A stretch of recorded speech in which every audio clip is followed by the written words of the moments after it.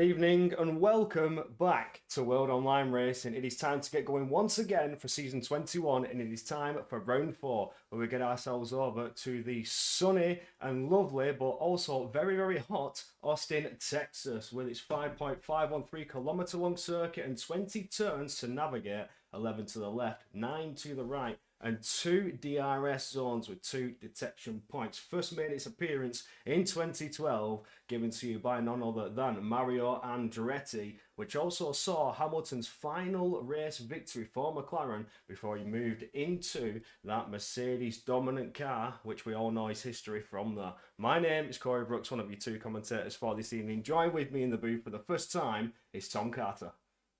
Yeah, I'm so excited to be here tonight in WOR. Corey's been bigging up the racing here all afternoon, so I'm going to try and big myself up a little bit and say that I'll try and provide an equally good commentary. But thank you, WR, for having me tonight. This is my first time here, like Corey said, so yeah, I hope everyone enjoys the show and the commentary as well. But you'll have to forgive any sort of misinformation in my head from the drivers. I've been trying to learn just names at least. But yeah, I'm here on short notice, so forgive me for any slip-ups. It's been a while since I've commentated as well. But me and Corey, we got back. Yes, we do. When I started my commentary journey, me and Tom Carter were the first ones to do it together. And here he is now joining me here for PC Tier 2. We'll take a quick little nosy at the standings so you can see who is what and who is where as we get going into round 4. Luca Rapata has done very, very well so far, taking 2 victories, 2 in a row, I might add, to take that comfortable 42-point lead in the championship so far. Lucas Beisner just behind, scoring consistent points, but not taking a podium just yet. Sits himself in second in the standings. Just goes to show that you don't need to win races, just score crucial points, and you do have a chance to be up there within a fight. Although that 42-point gap is looking a little bit grim to some drivers. Gabo Santos, after winning round 1, still sits there in third in the standings with Tomasco Kenny in fourth. Ryan Modler just lining up behind him. Very, very close there from second all the way down to 10th. Leo Lund in 9th, though, will not be scoring any more points to his championship. Will not be driving in Tier 2 anymore, I don't believe. So Leo Lund will ever just drop down as the rounds unfold. But for now, Luca Rapassa is very comfortable and doesn't need to worry at all. I think we are getting ready to qualify, and this is interesting. Oh, already, within a couple minutes, we're getting ready to rock and roll. We'll take one quick little nosy at the calendar so you know what is to come, because we're not expecting a restart in this. Straight out of qualifying, straight into the Grand Prix. We are here for round 4 in the United States before we get ourselves over for Monaco. That's going to be interesting.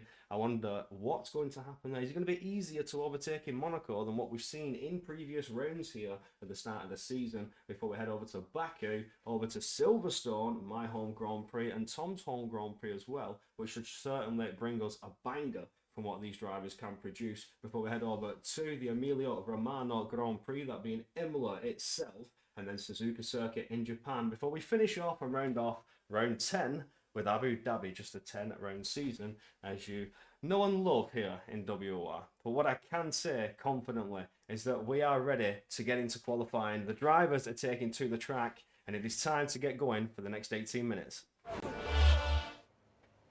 You're now joining us trackside. Now, who's the bravest of them all to take us away with the first lap? Let's have a little gander at who's taking to the track. That's a V-Carb leading the way, and the drivers being JST and Joel Marquardt in those cars. So is it Joel Marquardt or is it JST? I think it's JST.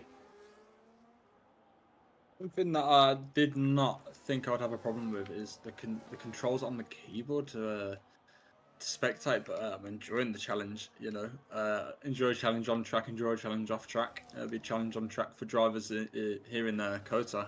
It's got some interesting corners here. You've got the complex from turn 2 all the way down to turn 7. You know, the borders between the first and second sector. Then you've got turns 15 onwards up to 19. Very, very fast. It's flat if you get the right line. So we will be wanting to do that in qualifying, I suppose. Yeah, absolutely. Setup will be What do you think about setup here as well? Sorry for interrupting there. No, you're all right. I just think you're absolutely right about trying to really push it flat to the floor, trying to maximise their exits and get that trajectory for the next corners to come. Slow in, fast out is the way to do it, but in qualifying, they try and go fast in and fast out. It's exactly what you need to do to find the time to get you that pole position, and it could be crucial here. I just want to mention Wojciech Steg has taken 2 pole positions so far in the first opening rounds of this season, so although he's called Logitech there on your screen, it's a nice little pun to throw out there from Wojciech himself. Could he be looking at a 3rd pole position? Potentially one that he can convert into a race victory. Because out of the 2 poles he's had, he's only finished P2 at best. So yeah, something that's quite apparent. Sorry for butting in there. Sorry, that's quite apparent. Quite apparent is how immediate the reactions are of the drivers to the green flag going out. I did check the settings. Collisions are on, which is alien to me from where I do my league racing, but I can see that and how it's affecting the qualifying session now. People bunching up behind, trying not to get the dirty air, waiting their turn to go. It's very exciting to me, and it's very new to me. And it's getting the the hairs on my back going up. It's been a while since I've done something like this.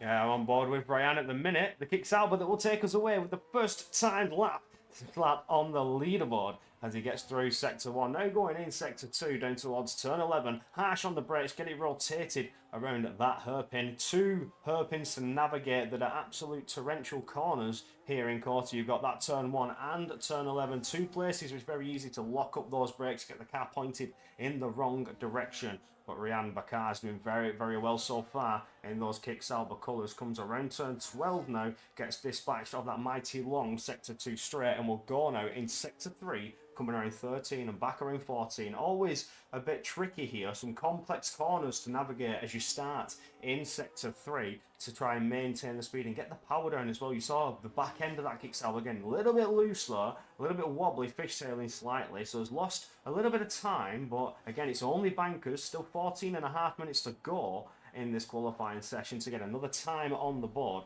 but he will take it to the line to set the provisional banker time. It's a 30.9 thus far. Next to cross the line will potentially be that of JST. It was indeed, but it's Gabor Santos who takes the ball with another fastest lap. Cameron down to 30.3 on a banker lap. That's remarkable to see. We're looking at potentially 29s here in qualifying. Yeah, just going back to Rayan's lap, forgive me for butchering any names tonight. Like I said, I'm here on short notice. But going back to that, something that I just seen that's very, very sort of a high level of skill on display there was that he'd run out of battery coming out of turn 18 there, but he made 10% battery work from turn 19 to 20 there. You could see the way he was using his pedals throughout the corners. He was like pumping the pedals through the corners, almost like Senna sort of technique. Not for rotation, but he looked like to sort of gain some ERS there. So he stretched like 10% for about a whole sector, which is kind of crazy to me. Yeah, just a testament to the talent here on the grid in PC Tier 2. These drivers know all the tricks to help optimize their lap and pull back that last bit of charge, like you say, Tom, to help them through the final couple of turns to maintain engine power. Because if you're at 0, you're just solely reliant on that 1.6 litre engine. Oh, bit of a kick and a slide there from Larry Tulke. Nicely done as he comes around turn 11. Well, for now, that's your first lot of times done and dusted on the board. It's Campbell Adams and Avi Gabadi who have yet to set a time on the board. I think Avi Gabadi is about to come out to the track. So we'll have a look at that McLaren as he comes down the pit lane. Dennis Landrock, though, has retired, so potentially serving a qualifying ban. I do apologise, I've not checked stewarding. I should have checked the stewarding reports to see if there was anything suspicious there. But Dennis Landrock is not qualifying, and he's choosing to either serve a qualifying ban or just start at the back. But nobody wants to start at the back. Not when qualifying is everything. How difficult it is to try and get moves done and get overtakes with the dirty air. Almost impossible to follow cars and just get in the optimum line to charge and attack. It's a lot harder than the F124 game. We're seeing it race after race, how difficult it can be for these drivers, which makes every overtake even more spectacular. Yeah, just going to follow up on what you said there. Is that Dennis Langrock there you was talking about? Yeah. Forgive me for saying that wrong, possibly, but I don't think I have. Yeah, he is serving a qualifying ban for an incident with Ryan. So, yeah, can sort of TED my way into that conversation there with some extra information. Absolutely. Who's Avi? Well, I've seen Avi Gobadi before. No, in a different league. So see Avi Gobadi in PC Tier 2 is quite a surprise, but you know what? Respect. I've got to say, like, it's a big step up from where I last saw Avi Gobadi. I've got to say, and in TF10 as well. So this F125 game has certainly treated Avi Gobadi very well. Yeah. On board with Avi Gobadi as well, as he comes to hit that checkered flag and to start his first timed lap. So again, there has been 7 minutes of qualifying. Track evolution is a massive factor in qualifying laps and has waited it out, let the track get a little bit warmer and rub it in. And he's now pushing as fast as possible to get the best potential banker lap time. Just in case he has that squabble on the third lap, but this could be the lap to which he cannot beat. I've seen some drivers set laps on their second runs that they couldn't beat on the third. It's all about track condition, and the track condition can certainly change at the click of a finger. Yeah, just saw Abdullah in the chat. Nice to see some familiar faces here in this community as well, sharing some faces with communities that I'm already part of as well. So it's nice to see some faces here as well. But what is also nice to see is Avi doing their lap now. P19 at the moment, obviously not set lap, one of two people, not to do the Mercedes, they're in P18 also. But we can see this person was Avi's got more battery than who was it before? It was Ryan as well. So I think that's interesting to see the differences in laps, where and when not to use the battery around the qualifying lap.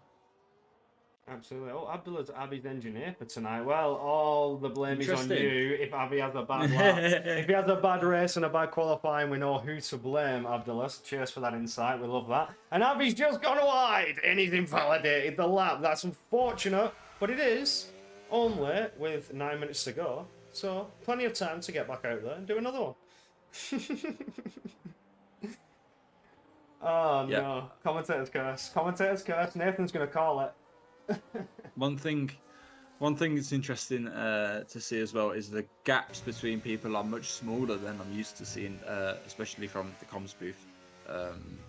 Yeah, I mean, 2 temps separating the top 6, and not even a second separating the entire grid who have set laps. So that's quite an impressive thing to see. Cameron Dowd sends it in around turn 11 though. We were just on board with the camera for having a little look at that line and entry. Looks very, very good indeed. Pushing, rear wing is open, burn a bit of battery to get that top speed up before you harsh on the brakes once again and round to the left-hander of turn 12. Finishing off sector 2. Is there an improvement for Cameron Dowd? Your current pole sitter hits that split, a 10th up on the time, looking at a 30.2 thus far. Comes around 14 now, back up to the top and back around turn 15. Cautious and tricky, complex set of corners going in sector 3, and now it's flat, flat, flat around the triple right-hander, 16, 17 and 18, and down to 19. Very easy to run it wide and invalidate, as we saw just early on from Avi Gobadi, with only one corner to go for Cameron Dowd and an improved lap time, ever stretching that pole time, but he didn't. He lost delta time in sector 3 somewhere. Wasn't the best sector 3 for Cameron Dowd. He'll stay exactly where he is at 30.3. Yeah, Cameron Dowd's in turn 12 there, chewing up the curb like a donkey next to a fresh pile of grass. Absolutely just cutting the entire thing. So it's interesting to see the lines that people are attacking. Is it raining? I think it's raining. Oh, we've got rain! It's raining! Oh, no way! I looked at it. I saw it was getting dark. I thought, no way is it raining. That explains why everyone was hasty getting out of the pits at the start. I did call that out, if you remember. Oh, Campbell, Adams and Avi Gobadi. Wow. They may have had a stinker here. They're not... Oh, no, that's disastrous. They're never going to hit. Good. They're never going to hit the times needed. The track is getting slippy and greasy. We can see where we are already. Just slipping and sliding. That kicks out. We're trying to navigate the circuit so far as we come down to turn 11. Oh, no. Wow, man. Corey, I told you shouldn't have been singing before the race, man. Come on. Oh, I apologise. The heavens have opened, and here we go. Yeah. Qualifying. Tom Roberts already done. retiring. Yeah, Tom Roberts already retiring, man. Always in racing, there's a factor that you'll always forget to take into account. And today it was the weather for us. Not one of us mentioned it, and here we are. I wasn't expecting it here in Texas. Yeah, it's known for its heat. all. It's known for its sunny skies and clear skies, not even overcast. It's I was not expecting weather in qualifying here. This opens up an interesting thought about the race. Is it going to follow through? Are we starting wet? Are we starting dry? I also feel like the setup differences between the wet and the dry is going to be mega here. If you're running, I mean, like either or, if you're running a wet setup and it doesn't rain enough, then you're cooked. If you're running a dry setup and it does rain, you're also cooked. But if you're running a dry setup, if you're running a wet setup and it doesn't rain at all, then you're like cooked. So it sounds like a lose-lose situation for everyone. You know what I mean? There's every situation you can think of. You just needed to play out your way when it gets to the race. So we'll see how that happens. But people coming into the pits now, I don't think we'll see many faster laps, if any laps at all. No, I think we're going to see all retirements from here. Unfortunate that the only qualifying I'll see will be affected by weather here. Well, hopefully not the only qualifying I'll see, but I think at least it's interesting for the grid. Is this a typical grid lineup, or is there anyone out of position, you'd say? Apart from Luca Rapassa being on pole, I mean, Luca Rapassa P3 standard. Kieran Lutt, nice to see him over there in the order. Larry Tulke as well, doing it well with his teammate Wojciech Steg, although we're doing other drivers don't consider themselves team in that sense. They go for the Drivers' Championship, and Javi Gabadi's only good enough for 32.1, a second off Booker T, which I can confirm is Leroy Brown. But it's just, that weather's coming at the wrong time. Has it stopped? No, it's definitely not stopped. I can still see it. Oh no, it's coming down. It's very light. It's very light. Yeah. It's definitely raining though. No one's going to improve. I think that's it for qualifying, ladies and gentlemen. I think nobody's going to even attempt to go back out. Obviously, Campbell Adams and Navi Gabadi had no choice. They had to get a lap on the board, and Campbell Adams has one-upped Navi Gabadi by 0.08 of a second. Wow. Just shows how treacherous it is there and how on the limit those cars were with the ever-changing conditions, just getting slippy and greasy, and came down to 0.08 between the two. Just bad timing for those. They weren't expecting the rain to come so soon, I'm guessing. They've waited it out a little bit, let the track get a bit better, and then tried to pump their laps in, and the rain has come while they were on the flyers, and it's just severely impacted both of them. They've a second off the pace currently, 1.7 off pole, 1.8 off pole. It's not looking good for those at the minute. We'll see how the Grand Prix will pan out. Again, we've still got around 28 laps to go, and it should be interesting to see if the weather will play a factor, because of course tyre management is a must here, especially in Quarter. It was in 24. You had to manage those tyres and try and avoid burning them away when you'd need them the most. So one-stop strategy is certainly something to look out for, and some drivers as well looking to score back some points or maybe take a risk early before we hit that halfway point of the season, going for the two-stop and going all push. But how will those mediums fare? We're starting to learn the hard compounded tyre is the better race tyre. We've seen it time and time again. So the mediums, we're only seeing 7, 8 laps, sometimes even 9, 10 laps if they want to go long, maximum on those medium tyres before they try and swap them out. Yeah, I mean, I'm looking here, 3/4 of a second separating the grid, despite outliers. It's quite a tight-knit grid. So I feel like strategy is going to be a big part of the race, because that 2 or 3 seconds you'll gain on a strategy is possibly the difference between 3-4 positions, and in some instances that can be like 10 points. So yeah, absolutely, we do start to see the retirements come flooding in. The drivers are now going to make this go to the Grand Prix a little bit faster for us if they all retire. There's no wait in the final few minutes or waiting for final laps. We'll go potentially straight into the Grand Prix. No grid drops as well, so there will not be a restart. Some drivers are going back out, actually, saying that. Some drivers are going to have a play in the wet conditions. Wojciech Steg, is that you? No, it's Larry Tulke.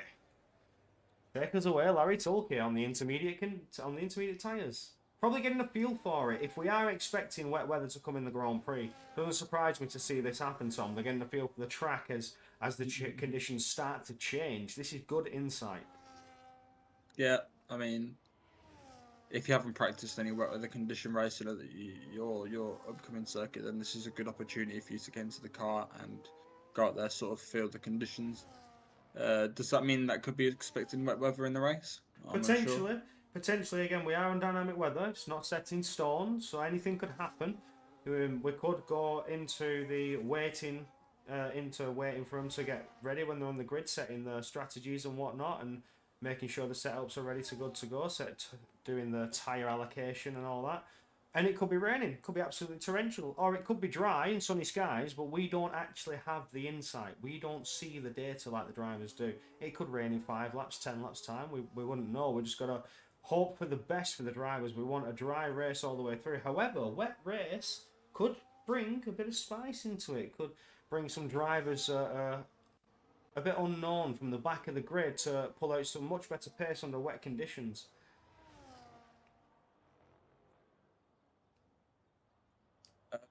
Larry, is it Larry Talkie? Yes. Coming straight back in. Telemetry was crazy. Showed 56% and light rain from the start of the session, not changing. Completely different to what actually happened. Right, so they were expecting wet at the start. Well, 56% chance of light rain at the start, and it didn't happen. They had 10 minutes of, 8 minutes of dry? Yeah. That's crazy. But the man's had a beer. Joe Marquardt tried to do it on the softs as well as Mathis van Erven. Went out for soft laps to give us a bit of knowledge. Are you fast? Are you feeling quick, Mathis? Are you feeling slow? Slicks on a wet track challenge. I'm not sure why anyone would be participating in this in WOR, but you know what? I'm all here for it. We'll join him on board as he goes into turn 1 there. Certainly finds some grip, but very slow on the exit. Cautious on the throttle as he hugs that apex to the right-hand side now. Needs to try and keep the car as straight as possible as we come through the corners that mostly would resemble Maggots, Beckett's and Chapel Curve. Only you don't have that big back straight coming out of it. You're aided with some more tricky, complex corners here coming out in and into Sector 2. They're sort of the split point, as you mentioned earlier, Tom, between 6 and 7. You split from Sector 1 to Sector 2. Mathis van Erven looking fairly comfortable, though, in the greasy conditions. Yeah, I mean, I'm sure I've seen more grip on hospital slippers than on this circuit right now, but I think he's handling it quite well. I didn't see the split of the first sector. I don't think I'd want to, considering how far down it probably is. But, I mean, he's handling the conditions better than I could, so I can't complain too much. Also, the inside is probably going to do him quite well. So. Yeah, I guess a feel for the track, even on slick tyres in these conditions. It's good insight for the race, like we say, and especially if they were not expecting this outcome of weather at the start of the race, at the start of qualifying, sorry, what's going to happen at the start of the race? It's going to show them something, and it could be completely different. Oh, there he goes. Round. Yeah. I need to hit the wall. Just a bit too throttle happy there, yeah. Just booted it and just caught a bit of a wet patch on the apex, spun the car the opposite direction, facing the wall, and it was inevitable. But that will do it. He's done it again. He's going to give us a little bit of a weave and a wobble as we go to the line. And there we have it. Qualifying's done. Qualifying over. An interesting session. Yeah, no, that was good. That was interesting to say the least. Sorry, it was a little bit slow though. You didn't get any ultimate final laps of your first time in WOR. You had a change in condition qualifying. It can get a little bit slow and a little bit boring. I apologise for that. But for now, we'll wait for the standings, the order to pop up on your screen. Cameron Dowds, pole out of nowhere on the banker lap. Couldn't improve it. Came out and the rain started to fall around the end of his final lap and lost some time. We started to see it get a little bit dark and a little bit damp and a little bit colder out on the track, and everybody else has been forced to just settle with the lap that they were given. The likes of who was at the bottom? I can't remember now. Avi Gabadi, for example, who couldn't get a lap in and had to settle for running slicks on an ever-changing track. But we are now to the track and we haven't seen final order. Very strange. Yeah, nice that. Nice game. Always, as always, not showing results. It showed them to me, but it went away straight away. Yeah, I didn't even get a glimpse. Thanks for that. Is the race? Are we going straight into the race? We are. We're going straight into the race. So as soon as you see the lights, Tom, you take us away. But the drivers get themselves ready. They do. They get strategy set. They get fuel load applied. They get tyre allocation sorted. When are you going to box? Now, I've had some insight between lap 8 and 14 and a potential one stop on the way, but who's to say that some drivers won't risk that two stop? What an honour bestowed upon me, by the way. Lights out in WOR as a commentator in league racing. Wow. I can only thank my mum, thank my dad, thank Corey. Thank the boys in other places who know where they are. I'm not saying by name, but Look, Ma, I'm famous. Yeah. Hopefully the race is one that makes us famous, Corey, but I'm interested to see the way things go. All eyes on Rapasa. He's took 2 victories so far this season. Who's to say he won't take another? With a 42-point lead, he's comfortable. He can afford a loss of points, but he's still going to go for another win. If he won, then he would have won 75% of races this season, Rapasa, because I'm sure it's round 4, isn't it? Yep. Good stats to have. Well, I would say 2 victories under his belt, 1 victory to Gabor Santos, who sees himself on the grid here tonight. Wojciech Steg, 2 pole positions, which has now been changed. It will be given to Cameron Dowds as well now, so that's 3 drivers holding pole positions over the 4 rounds that have been elapsing so far. Wojciech Steg, Diego Zorzo, and now Cameron Dowds to join the list of drivers to take a pole position. Now, I'm just wondering when we are about to get going. It's been a long way. I think it's because WOR has approximate weather accuracy. Potentially, if we are on approximate, quite then cloudy. We're on the grid anyway. Yeah, Corey said it while we were getting ready for lights on. Now lights are out. All eyes on Rapasa. He starts on P3. The lights are out and away we go. Can't see too much, but what I can see is Rapasa to the outside of the Mercedes and the McLaren.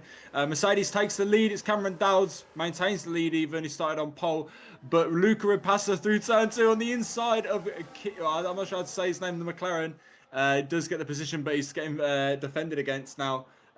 Coming through the first sector across into the second sector split. He is quite effectively fended off by Lut.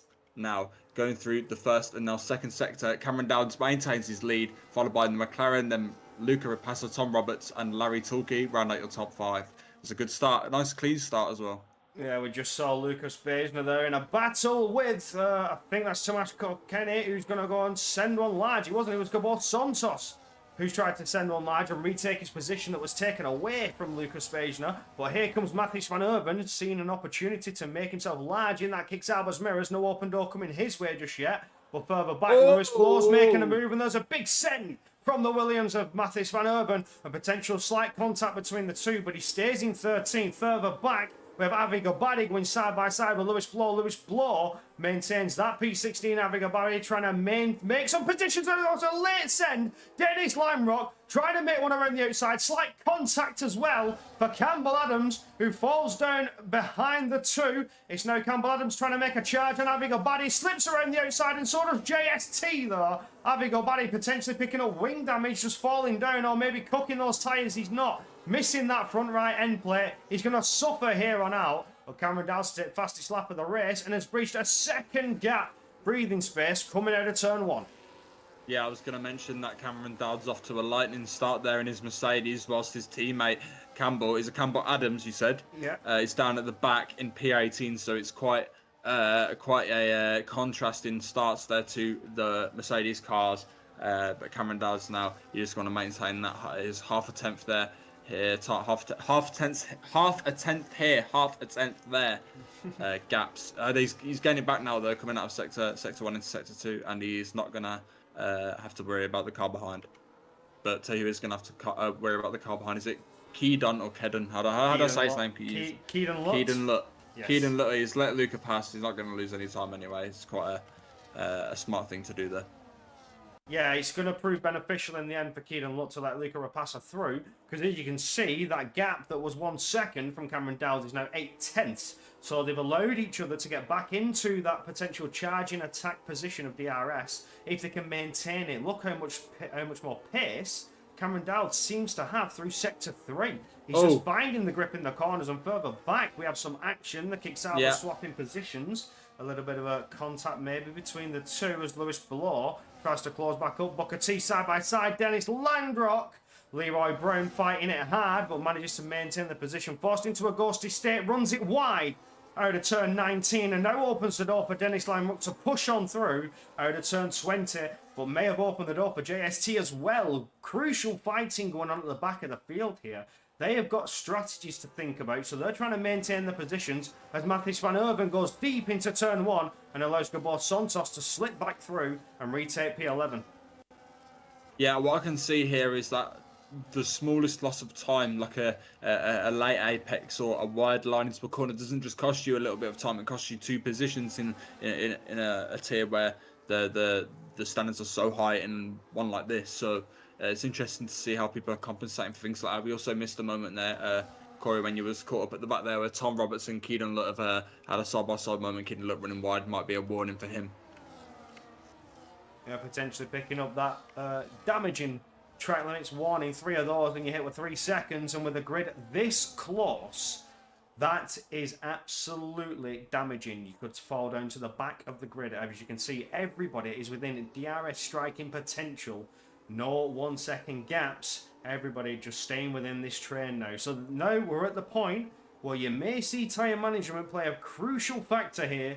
And unless an open door falls easily to a driver, overtakes may not come your way thus far. They now slip into a rhythm, find their pace, settle into it, maintain DRS, keep their batteries nice and charged, ready for any potential attack that they may be able to pull off. Cameron Dowds now is just going to maintain the pace, keep everybody going, and the train will just follow on. Booker T has dropped that DRS, but Abigabadi is now going to slip on through. Still suffering with that damage. Into the pits goes Leroy Brown, potentially going to swap that wing if it is wing damage. It is indeed, they're taking it off.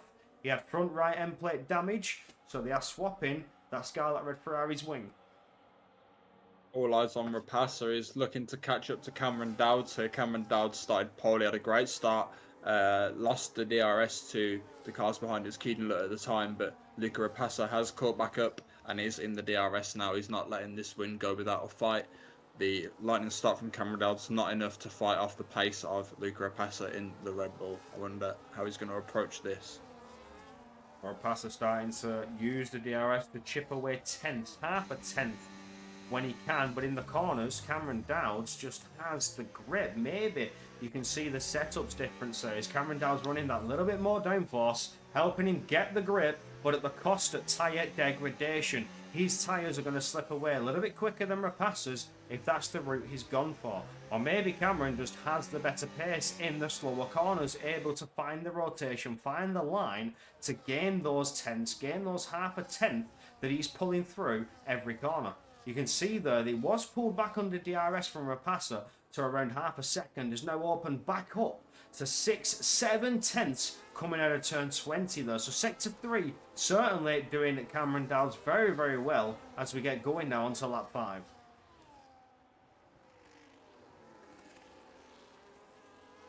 Five laps in already, and the entire grid are still within DRS with each other. That's insane. Even Booker T at the back in the Ferrari was in there until he pit, so that's quite an impressive feat for any sort of racing standards, let alone F125. So I'm very impressed. He's going to have to claw back some much needed time. I don't know if Leroy Brown at the back there, he's going to be able to do much. He's had to box for hards. He's forced onto a 2-stop now. So the question is, when is he going to box? When is he picking the correct time to make that second stop? He's got 25 seconds to pull back in just a few laps before these medium runners decide to box. I will show the tyre graphic there, as I suspected. Everybody started mediums. Seems to be the way to go in F125. Get those medium tyres done, get them out of the way, swap onto the hards, go long with that tyre management, and then in the final lap, all out attack with what little work you have left, what little life you have left in those tyres. Now, 4 laps running strong so far, but already I suspect those tyres are going to feel pretty grim. Yeah, I mean, the tyre wear on F125 is quite drastic, especially at a track with corners like turn 15, 16, 17 and 18 here, turns 2 through 6. Very demanding on the tyres. especially one side compared to the other. So you probably come out of one set of corners with a hotter side than another, and then coming to the end of the lap, you'll have it the same again. So Rapasa is the closing entire up. lap, yeah, I can see that as well. Luca Rapasa all over the back of Cameron Dowds. Cameron Dowds' ERS flight at the back flashing. Tells him that he's recharging through the first sector, trying to get that battery. He's going to use it as a defense, or he's going to keep it and use it as an attack after he's been overtaken in the DRS zone. Will Luca Rapasa be able to maintain the gap close enough? Don't forget Tom Roberts is there as well in the Alpine. Gap to him is him and Luca Rapasa is just as big, if not just a little bit bigger than him, than Luca Rapasa to Cameron Dowds here. So I can see the light has come off of Cameron Dowds' car also. So yeah, he is defending that lead. Looks like Rapasa's going to try and make a charge. I wonder if this is the point where pit stop strategies are going to come his way. Luca Rapasa may want the position so that when he comes back out onto the track, he has the better chances of pulling a gap away over Cameron Dowds. Does Rapasa feel more comfortable on the hard compound tyre? Now, I know I had a quick little chat with him before the race. He's not feeling confident on this track, although that could be deceiving with him sat there in P2 at the minute. He doesn't feel like the track is going to be easy to follow drivers. So here, although he's showing that he is managing very well to stay with Cameron Dowds, he did also mention his concerns of how it may be a struggle for some drivers. In terms of tyre wear, we'll definitely be keeping. Now, I say that the Aston Martin Gabor Santos has come into the pit. I think that's a commitment to a two-stop there. 21 laps on the hards. It's going to be questionable, especially here in Texas where it can get a little bit hot and the tire deg is very high. But looking at that sky, Tom, it's getting a little grey. It's getting quite dark. I wonder if weather's on the way. We could be expecting something a little bit later down the line as JST. Oh, I did not just see raindrops, did I, on the T-cam of the Luca Rapasa here. Oh. That is interesting. Are we going to see a spot of weather on the way? We're going to have changing condition qualifying and changing conditions Grand Prix here for Austin, Texas in season 21 for PC Tier 2. I mean, we saw in Tier 4 it was dry all the way, I believe, but we could see a little bit of weather here, Tom. Yeah, just keep an eye on cars going through that sort of Sector 1 area. Coming up to turn 10, 11, I mean, Sector 2, isn't it? So, but yeah, turn 10 to 11 sort of area. Yeah, that's right. It could have been sparks, could have been anything, but I'm sure it was drops. Leo Lund is trying to close up dramatically to the back of Cameron Dowds. Now, he's certainly changed his racing dynamic here. When he started the Grand Prix, he gained position and then just sort of settled into a rhythm. Got back into the DRS of Cameron Dowds, settled in. Now he's closing the gap up. Now he's pushing harder, trying to slip through in the corners, using the DRS to close back up. But you can see the dirty air punishing Luca Rapasa there as the gap starts to slip away through the corners. Cameron Dowds just has the grip, and look how close he's getting now. He's really trying to stay close, really trying to better his chances of what could be a very difficult overtake. The DRS train has just continued for quite a while until Ryan Bakar has set up a 4-second gap now from P10 down to P13, where Ryan Modler is 10 seconds off the back of Dennis Landrock. So now pit stop strategies being implemented from Ryan Modler and down, everybody else still running at those medium compound tyres. Luca Rapasa is full on battery, so the only reason that Cameron Dowds has this lead is because Luca Rapasa is allowing him to have it. Cameron Dowds quite obviously, but saving ERS through sector 1 every lap. That battery light is flashing every single lap through that sector. So I think the game plan at the moment is just save battery, then deploy it to make sure that Luca Rapasa can't get past on the straight. I think that's it at the moment. Quite simple. Tactic being deployed. We'll see how Luca Rapasa responds to that. Maybe an undercut, I'm thinking.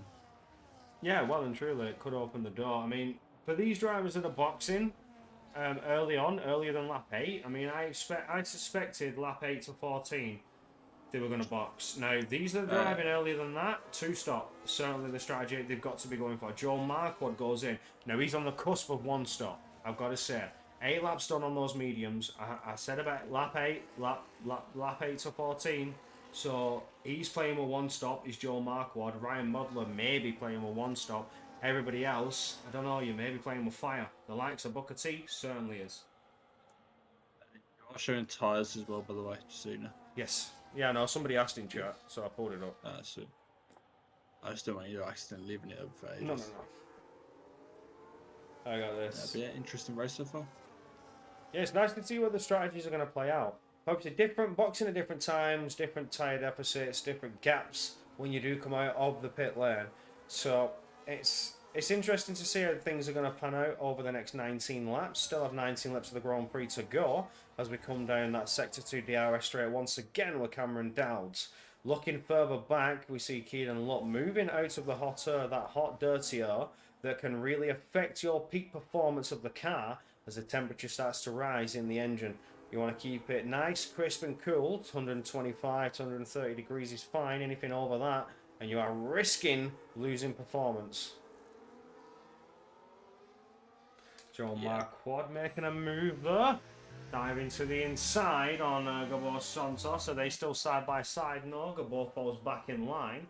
But it's easy done when the car in front of you does not have DRS and you do. So for the likes of Joe Marquardt, was an easy overtake done and dusted. Yeah, a lot of the leaders in now. Keelan, Luke, Larry Tollgate in, Tamas, what was it? Tamas Kilkenny. Yeah, Kilkenny, that's it.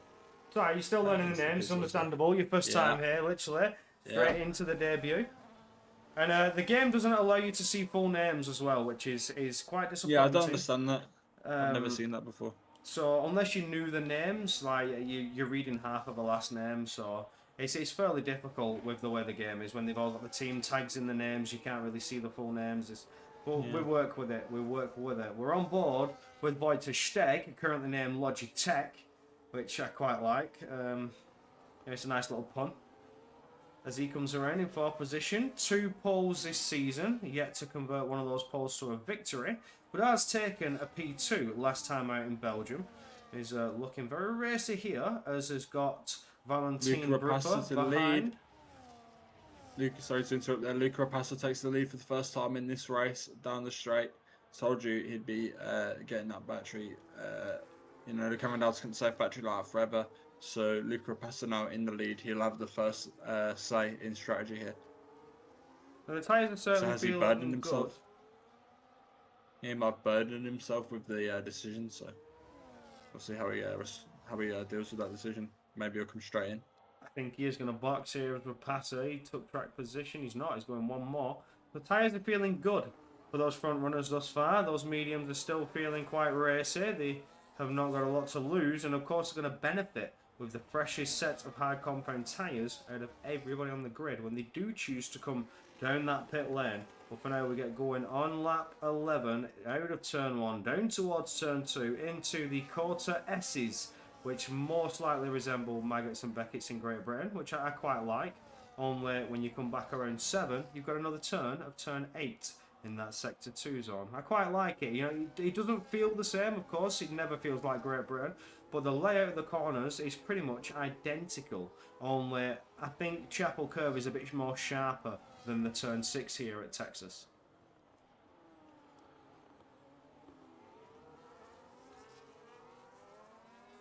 Looking on.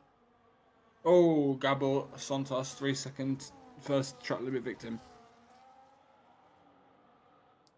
It's damaging. It is damaging. He will see it himself in P18 as it stands, with how close everybody else is to him. Avigabadi's got 9 seconds at least to gain before he has a striking chance at being within the mix of using that 3-second time penalty to his advantage. So damaging for Gabor Santos. He won in Australia round 1. Oh, apologise.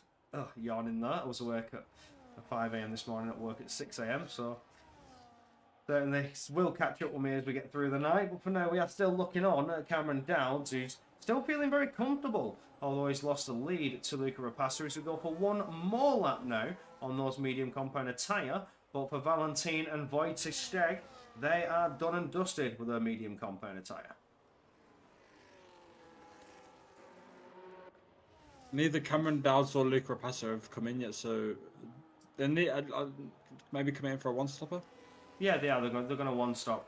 Yeah. Rapassa's estimate, I mean, I had a little chat, like I say, he said between 8 and 14. So when he gets to lap 14, I'm going to take Rapassa on his word. He knows a lot more about this game than I do in terms of pace and tyres. When you look at the lap times that he can produce, I can't do that. So I will take his word for it. When he says lap 14 is around boxing time, if he goes one more lap, I'm going to think, right, he must be clenching his cheeks and in puncher territory. That's all I can say about that. Lap 15 on mediums. It's going to be dangerous. Is clenching those chinks. Ooh. Absolutely. 3 seconds for Logitech. Wojtek Steg, is it? It is Wojtek Steg, indeed, for Logitech. Wojtek, I think that's why he's called himself Logitech. A lot of people say Wojtek. Or I think it's Wojtek. Wojtek Steg. Wojtek. I don't think you pronounce the CH, just tech. Well, from what I remember, I call him Wojtek Steg. So, and he's yet to correct me, so we're going to roll with it. So Logitech, 3 seconds, damaging. We saw drivers struggle though in qualifying, Tom, with the track limits. We saw some invalidations come in. The white lines are proving tricky, especially with the tyre temperatures. Like we said, it's a high deg. And oh, here we go. Mathis van Urban on Dennis Landrock there. Beautiful stuff. Using those fresher, harder compound tyres. As I think Dennis Landrock has just dived into the pits. Yes, indeedy. Yeah, interesting then. Tom Roberts staying out, so he'll have to floor it then. Overcut is an interesting strategy. Hopefully no traffic for Luca Rapassa and Cameron Dowds coming straight into a battle between JST and Lewis, don't know the surname, and side by side with Valentin Bruffer, so it's never idea. Straight to the hards though, and to the end we go. Yep, this is it now for the likes of Luca Rapassa, the likes of Cameron Dowds, Ryan, Campbell Adams, Dennis Landrock. They're all going the distance. Tom Roberts is being very, very brave. I wonder how he's faring. He's certainly got minerals to keep going one lap longer than most drivers who have already gone pretty long themselves on those medium compounded tyres. They're going to be feeling grim and well and truly within that puncher territory. There's a battle between Mathis van Urban and Lucas Beijner as through goes Van Urban. Here goes Keaton Lutt now around the outside to make it work as Beijner's on those used medium compounded tyre, loses another position to Joe Marquardt, and then again to Larry Tulke. Tomasz Korkenny now just slipping on through, says I'll have a little look. Can he make a move? He's getting close to the outside, which now becomes the inside of turn 19, slipping on through. Through goes Korkenny. Lucas Beijner now diving into the pit lane, and rightly so. Those tyres are done for. Yeah, unfortunately, I hate to inform you of another threat to the battle that you're commentating over, and it's Luca Rapassa, that leader of the race, I believe. Wait, no. Is he? No, has everyone else leader of the twice? race is Ryan Modler. Technically, so if he can one stop, Ryan Modler is leading. Mathis van Urban is 8 lap old. Keaton Lutt 4 laps, so I think Keaton's got the best chance of being your net race leader. Okay, that's fine then. I was going to say, well, the battle that you're commentating over has another threat, and it's Luca Rapassa. He's on his way. I've been keeping an eye on him as you was commentating over that battle, and he has managed to dispatch of the sort of the traffic that he came out into very well. So if I were you, I'd be keeping an eye on his T-cam, and I'd be looking at him. He's coming up to this train now. He's got a bunch of it's like being on zombies when you get double points and there's a bunch of zombies right in front of you. You can just go haywire. He's got a lot of them ahead of him ready to have a scrap. So absolutely raking in the points, training them all. And we see a move further behind. Cameron Dowds now using those fresh high compound tyre to the inside of Valentin Bruffer and will make it stick. And he's trying to close back up to Luca Rapassa. Do not forget Cameron Dowds. He's well and truly racing Rapassa. The two were leading the charge. It was Cameron Dowds, pole sitter, leading for quite a while until Rapassa decided to take control and then as well as bridged a bit of breathing space, but Dowds is still within that DRS. So Rapassa not out of the woods yet. Cameron Dowds wants to stay as close to Luca Rapassa as he can here, because if he plays it right, he might be able to stay with him as he gets through this traffic ahead. Yeah, absolutely. Oh, I've got to say, Tom, I don't know for you, yeah, where you are, where your geolocation is in England, but is it warm for you? Because it's very warm for me. I've had to turn my I'm fan quite on. warm, yeah. I want to, you know, it's just I want a fan as well. I was gonna say I want to fan on, but it'd be probably horrible to listen to. So Temperatures high in Austin, Texas, and temperatures high currently in the UK, and it's 10 to 9 at night. It's almost 9 p.m. and it's got to be like 24, 25 degrees where I am. It's very, very warm for me. Anybody else in England experiencing this heat?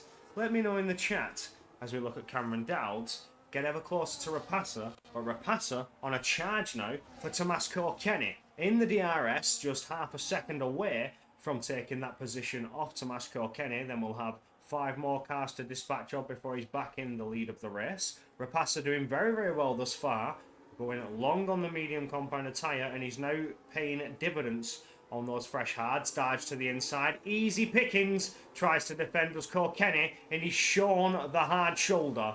Not letting through. Rapasa takes P6. No set sights on Larry Tulkey ahead. 7/10 separate in the two, but with DRS and the way he's flying through these turns, it's certainly going to fall down as we see it's 6/10 now and ever falling away. Further back, Lewis Bloor into the pits allows JST and Tom Roberts to go on past. Tom Roberts now fighting JST for a move up before we even get to turn 1. Easy pickings with the DRS, as well as Rayan Bakar, who's passing those who have pitted. But we look back to the front, and Larry Tulke has to potentially fend off a charging Red Bull, that being of Luca Rapasa, in just a couple of corners' time as we get out of Sector 1 and get going into Sector 2. Now, Sector 2 is where all eyes are going to be as that gap starts to close up to 10 separating them. Is he going to send a lunge into the hairpin of turn 11? No, he's not. Rapasa sits behind, but will now use that DRS, burn some battery, and try to push on past that harsh driving Larry Tulke. Larry Tulke will most certainly be burning battery to try and defend. They are fighting for position as the pit stop strategies have been done. Larry Tulke goes defensive. Rapasa with a dive and goes late on the brakes to make the move. Slips up for P5. Now has Joe Marquardt in his sights. Yep, Luca Rapasa in the Red Bull has every single car ahead of him now. That is, you know, they're all on older tyres, aren't they? Yeah. Yeah, so they're all going to be at a disadvantage. So it's easy pickings for him one at a time. The stream can hear me as well, can't they? Because I had to join Streamlabs. So yeah. Yeah, you're good. All that will do is, if you have to rejoin Streamlabs, is I'll have to put your camera back on if we go back to camera screen. We may still go back to camera screen yet at the end of the stream when we're waiting to see if we're going to have interviews. But for now, we stay all eyes on the front as Luca Rapasa and Cameron Dowds are now lining up podium positions. Joe Marquardt has been dispatched of. Lost 2 positions though, beautiful stuff by Rapasa and Cameron Dowds. It's now for Keaton Lutt to try and fend off the Red Bull, but Cameron Dowds is also putting the pressure on Rapasa ahead. I quite fancy Cameron Dowds to win this. He's been phenomenal through qualifying, through the Grand Prix, really bringing the charge to the Red Bull team driver. We've got to put that out there as well. Rapasa driving in his respected team colours for Red Bull themselves.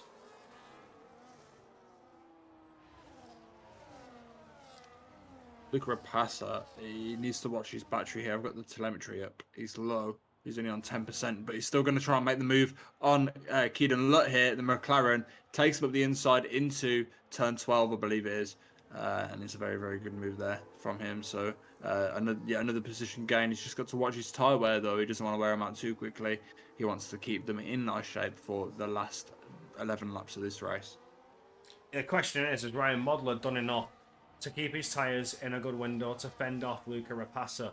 They were 6 lap old before Rapasa boxed, or I think when he boxed, they were 6 lap old for Ryan Modler. So it's a 6 lap difference in between the 2 drivers you're seeing right now. And look how close Rapasa is to the back of Ryan Modler. Modler's burning battery, trying to defend to the inside. And easy pickings for Luca Rapasa, but also Keaton Lutt's going to have a charge and have a little look to try and get past Modler. He knows Modler has the worst tyres and he wants to try and keep with Luca Rapasa. Can't afford to be stuck behind that Ferrari any longer. But the Ferrari's done very, very well through the quarter S's to keep that McLaren behind. And Cameron Dowd is going to lose out massive time to his current rival Rapasa, who leads the way by 7.5 tenths. Wow. There you go then, Luca Rapasa to the lead. I don't see anyone challenging him at the moment, but that is yet to be set in stone. Still got plenty of laps for something to happen yet. Safety cars on all. Absolutely. Very rare you'll see a safety car, I've got to say that.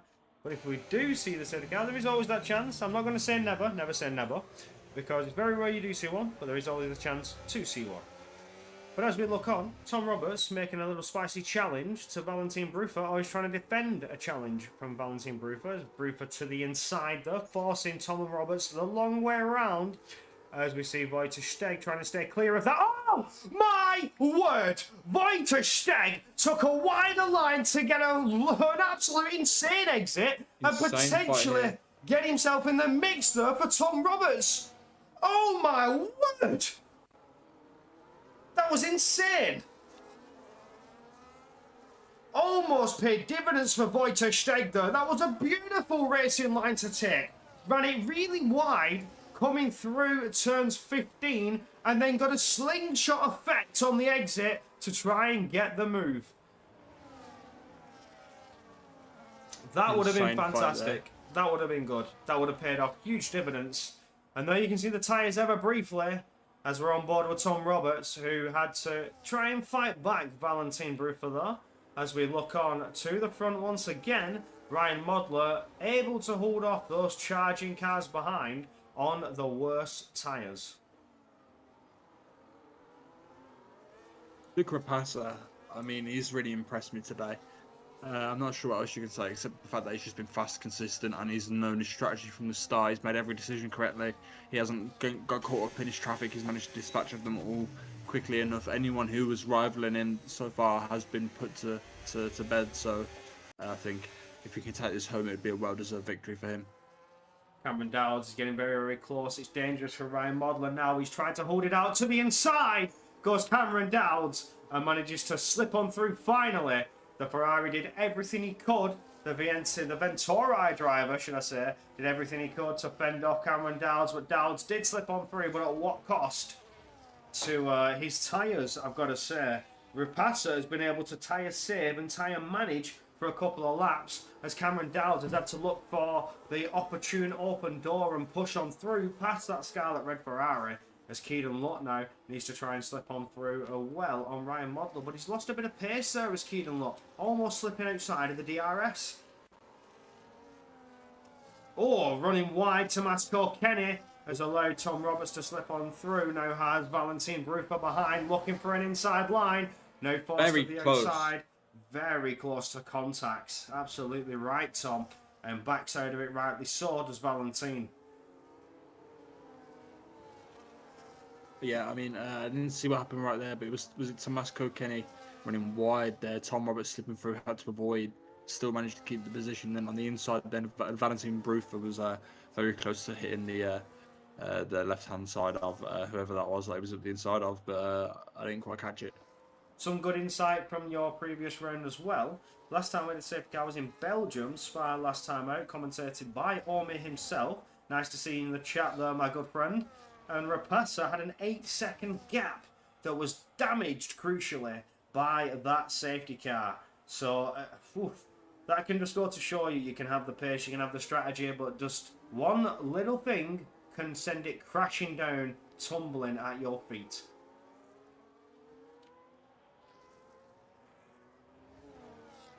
Sorry, I had to tab out for a second, but yeah. It's interesting to see how people are going to tackle the end of the race now. Everyone's sort of drifted apart and then have come close together again. Yeah, they're sort of running in their own little rhythm, running their own little pace, trying to manage the tyres. Rightly so. Still got 7 laps to complete on this high compounded tyre. We know the tyre wear is abysmal, and especially on a track like Texas, where we know the tyre wear is high, we know the temperatures are high. They need to manage, crucially, to make it to the end. I mean, it wouldn't surprise me if some drivers are not in puncture territory or even get a puncture on that last lap. We'll keep our eyes on the front of the field currently. Cameron Dow's just running the rhythm, trying to follow Luca Rapassa, who sets the current pace as all the other drivers try to catch back up, having implemented their pit stop strategies. Now, it's interesting to see if anybody is going to two-stop. Mathis van Erven goes for a little bit of a move there to slip on past JST. JST is very, very close to challenge back again in Sector 2 DRS. But is he close enough now on the exit? As moving out of the slipstream, we see Campbell Adams trying to break that toe, moving his Mercedes wide to stop Dennis Landrock from slipping on past. But I think it's inevitable for Dennis Landrock. He moves out of the dirty air as well to keep that engine nice and cool, but unable to make a move as of yet. Everybody again just playing it safe, managing the tyres, trying to keep things cool and calm, nice and collected. Don't want to make any risks, risk any contact. Wing damage is going to be the end of you, as we saw Leroy Brown out and Gabor Santos out after they fell victim to the front right end plate damage. Wing damage would be catastrophic at a track like this. You got so many long sweeping corners, so many high downforce tracks to be relying on the suction of the car to the ground. It's not going to be good if you lose any clicks of that. So yeah, you do not want to get any damage at all at any part of the race. But you got to say as well, Cameron Dowds was giving some praise to Luca Rapassa already. Cameron Dowds has been right up his tail the entire race. I wonder if he'll make a move towards the end now. Well, this is it, and I like to say, Tom, that the Formula 1 races recently have been like a game of chess. You make your early moves, you get rid of your pawns, you get rid of the fighters you don't need. You'll lose a knight, you'll lose a bishop, potentially lose your castle, but you're setting yourself up for that end game, that checkmate, that final lap attack to guarantee track position, which could prove crucial in race victory. Here goes Cameron Dowds to the inside of turn 12 using the DRS, immediately fought back by Luca Rapassa as he looks to the outside, having the better exit over Cameron Dowds. Cameron Dowds tries to defend it, holding the line. Rapassa sends a late braking manoeuvre to the inside of 15. Can he hold it out as the side-by-side now run the triple right-handers of 16, 17 and 18, but to no avail for Rapassa. Cameron Dowds keeps that P1. Takes that P1, should I say. Rapassa tried to fight it back, but just couldn't as of yet. But this is good for Rapassa. Rapassa can now set himself up, get himself ready for that end game, for that checkmate, that final push to the checkered flag. I wonder how Ryan's feeling sitting in P3 at the moment. I wonder what he's thinking about this fight ahead of him. He has the worst tyres. I think he's just happy sitting here. Just happy with the podium thus far. Those tyres have been running for at least 6 laps longer than the front runners. Yeah, he's doing a good job at managing the tyres as well, managing his gap to the cars ahead, maybe trying to stay out of the dirty air to reduce wear, but still maintaining DRS as well with them. It's good insight to see how long these hard tyres can really last. How much abuse can they take, and how much can you push it to the limit before it blows up in your face and you're limping around the track trying to get back to the pit lane. But as we look on back to the front, Luca Rapassa absolutely right.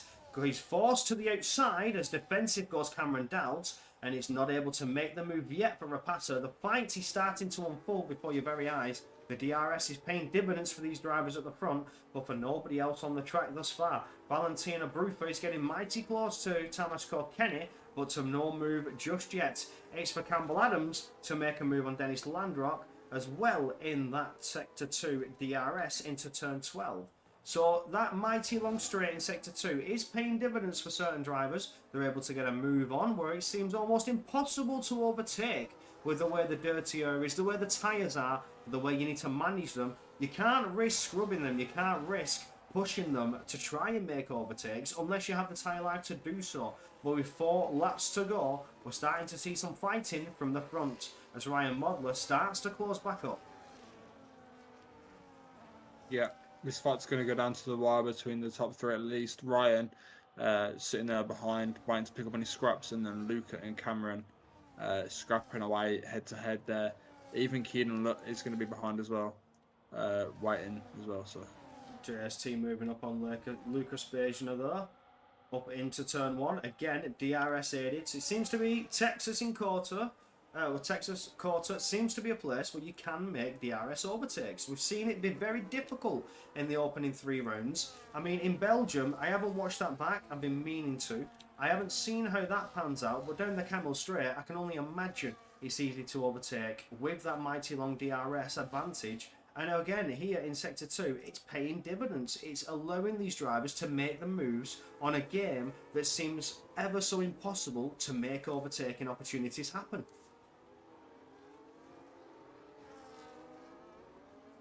Through the whole second sector, Luca Rapace is literally just sniffing the gearbox. Oh, saying that side by sides, Campbell Adams and Dennis Landrock there, as we were getting through into Sector 3. Campbell Adams is still fighting it into turn 12 and has forced Dennis Landrock to take to the off-road, gets back to the track. Will Campbell Adams have to give that place back? We'll wait and find out for that one. I think that may have been a little bit of a close call between the two. Potentially going to the steward's room, that. Was he left adequate space by Campbell Adams? The Red Bull driver's certainly going to be questioning, asking his engineers to watch that back. Yep, coming through the first sector though, Luca Rapace is just as close as he ever was to Cameron Dowds. So, and he's full on battery also. So you can see the top, what is it, like 12, top 11 of the field all bunched together going through the second sector now, just starting. Well, Campbell Adams and Dennis Landrock again having a little bit of a squabble. I'm on board with Campbell Adams as we get going through the Sector 1 S's now. And he's wobbling the car, giving it a wiggle, like he's saying, nope, not happening, to Dennis Landrock behind. So a bit of attitude coming from the Mercedes there. Love to see it. Back on board to Ryan Modler, who is doing very well on those tyres still, with 3 laps to go in this Grand Prix, starting to close into those final laps, as Rapace is getting dangerously close to that rear diffuser of Cameron Dowds ahead.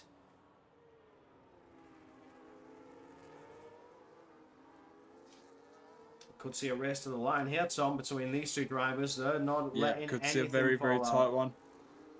Very tight.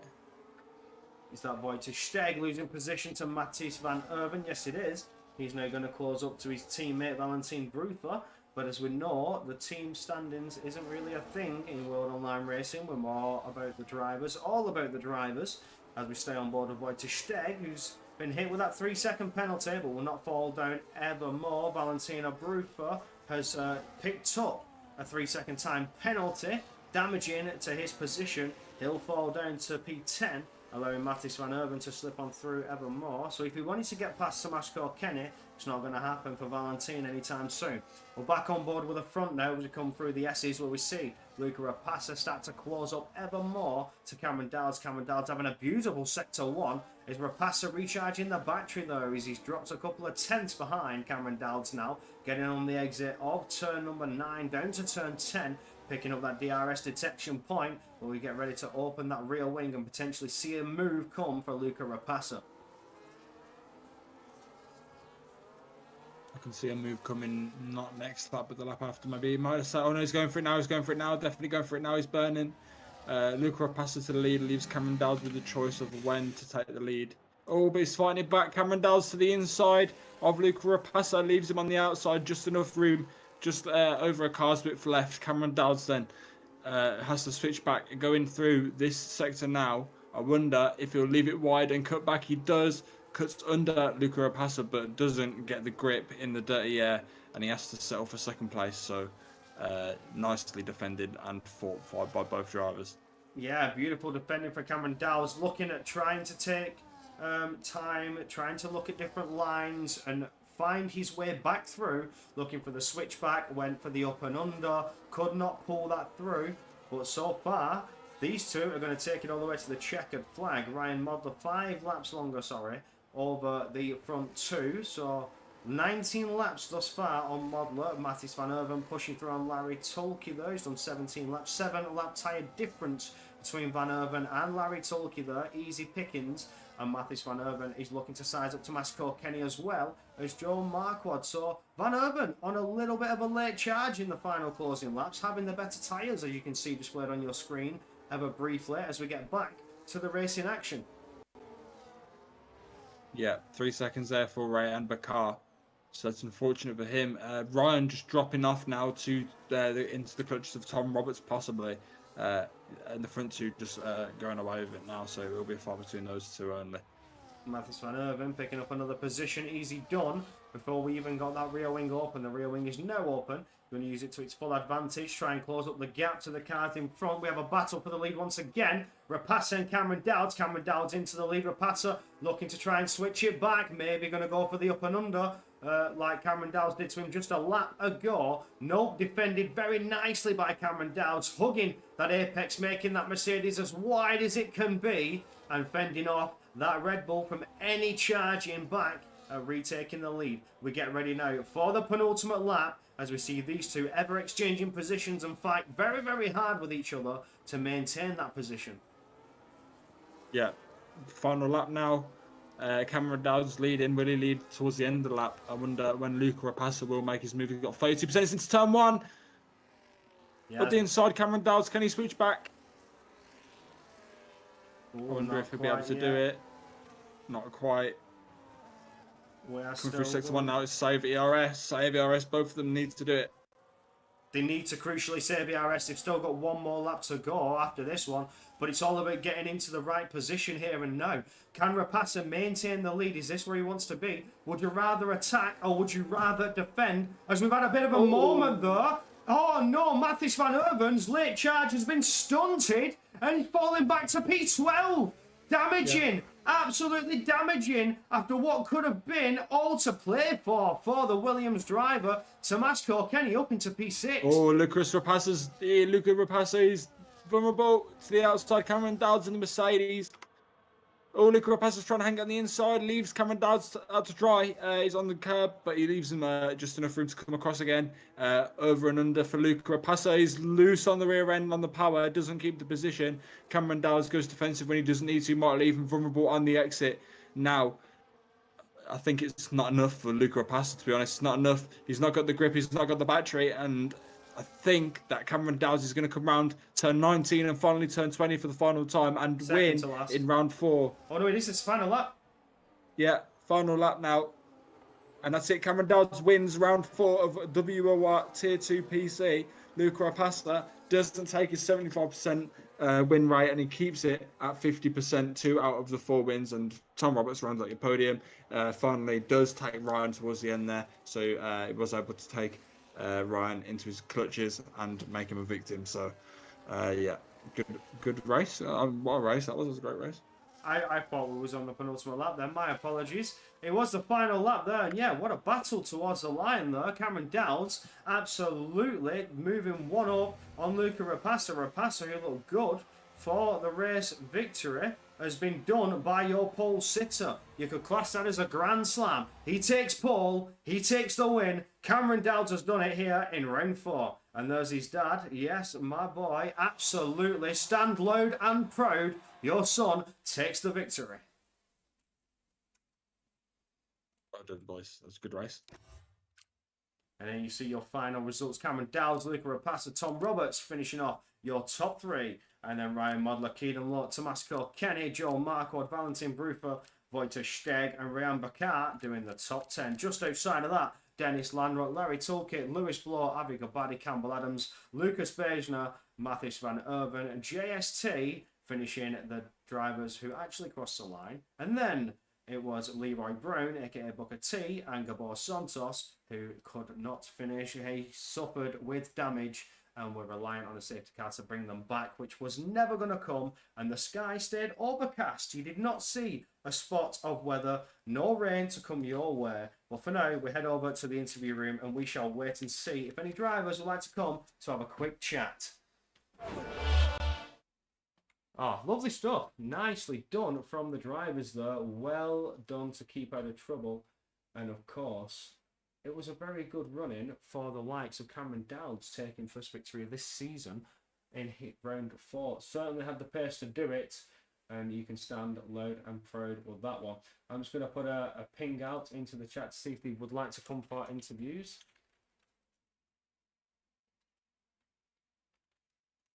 And it was Tom Roberts. So how do you think about that, Tom? Your first race in the PC Tier 2, and how did you like it?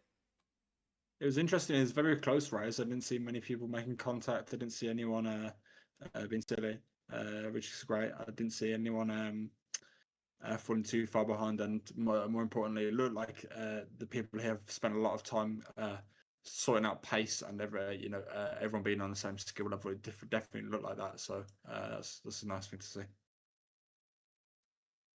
Yeah, absolutely. We are going to get, I believe, we have got Luca Rapace. We are going to get Tom Roberts, and I think we may get Cameron Dowds as well. We do have Cameron Dowds, bringing Tom Roberts straight out. That's the one. Oh, Here hello. he is. Apologies to drag you in while you were mid-sentence, Tom, but congratulations on the podium, getting yourself in here for an interview. Well ran racing in the end, though. Where did that come from? Last lap overtake to guarantee that podium finish. Well, I mean, I was P3 in the first stint, so it's not like it came out of nowhere.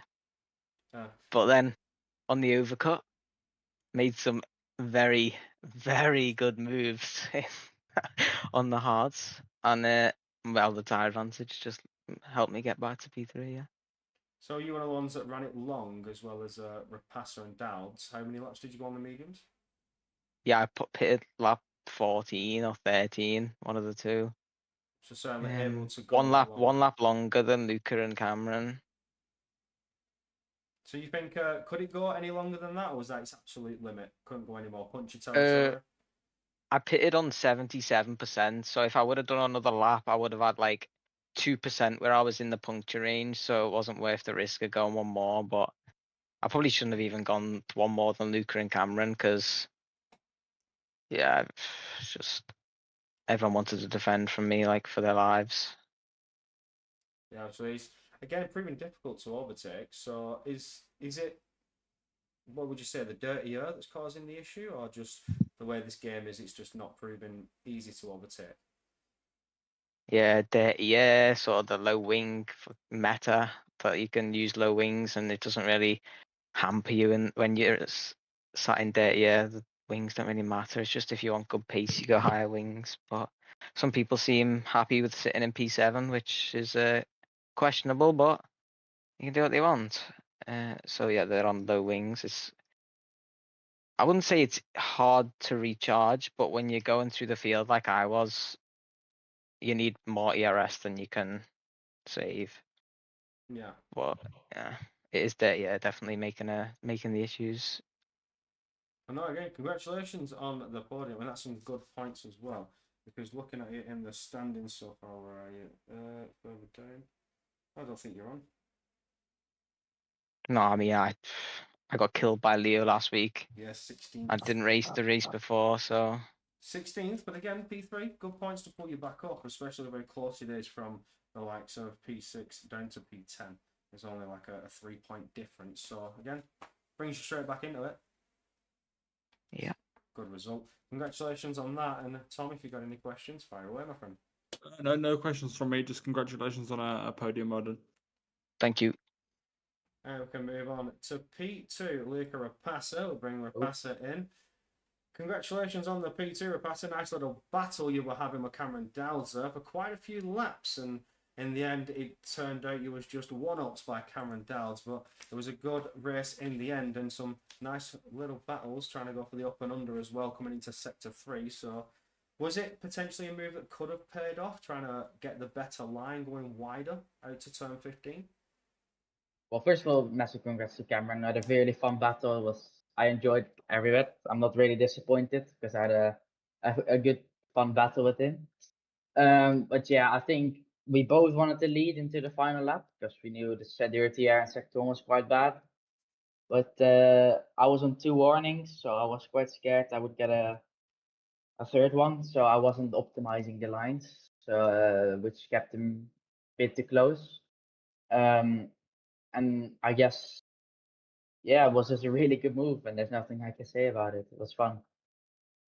No, it was quite a lot of battles going on between you and Cameron, happened for quite a few laps. But again, just setting yourself up for that final lap, you're saying you wanted to be in the lead with the dirty air, but again, it's very difficult. And of course, coming down that mighty long sector 2 straight seemed to be the only place you could pull off an overtake.